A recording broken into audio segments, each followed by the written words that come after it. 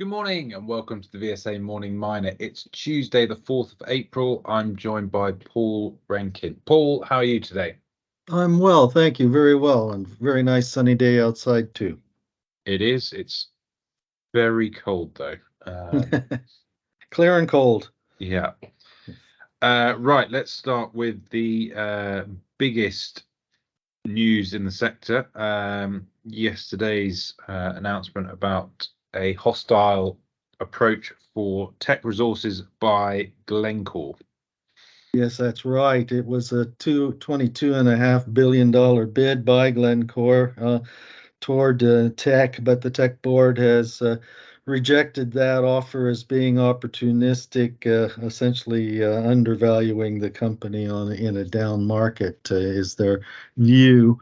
There's also disagreement as to how to easily wind down or separate each of the company's coal interests here, as Glencore's view is a gradual phase out of its coal strategy, whereas Teck would just as soon separate fully its coal interests in Canada in a more rapid pace, probably by a spin out.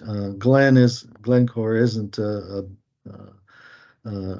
objected to an overall spin-off, but in due course, and I think that's because of the funds that they need to otherwise set aside in order to make sure that their Columbia coal asset, which is the biggest producing coal mine in the world, I think, um, has enough capital in order to make it sustainable through its mine life. So there's a disagreement there that the two boards haven't come to. One's about value, and the other is about the eventual wind down of coal. Yeah, and this isn't the first time they've considered this as an option. There was another attempt in 2020, but that was rejected as well. So it's a continuing saga, perhaps, because obviously Glencore sees a lot of asset value in Teck, and particularly in the copper side, I think, is what they have their eye on. So we'll see. Indeed. Okay. Right. Moving on. I think there's some news out from Tesoro Resources this morning. Yes, that's right. Tesoro being the ASX listed Chile Gold Explorer, they put out a scoping study statement for the phase one open pit development of the deposit that they've most defined with drilling so far, and that's called Ternera. It's a deposit that in the mine model for the scoping study, 17 million tons to be produced at 1.25 grams per ton grade. Mining rate would be about 2.5 million tons a year for 650,000 ounces recovered. $132 million capex, 3.4-year payback.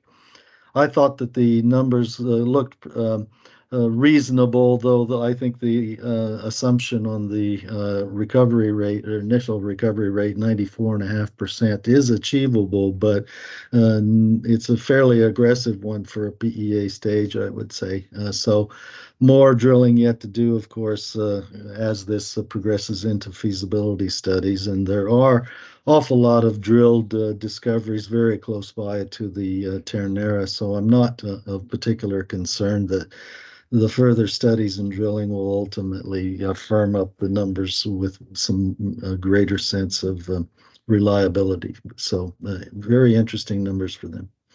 Okay, very good. Okay, anything else, Paul?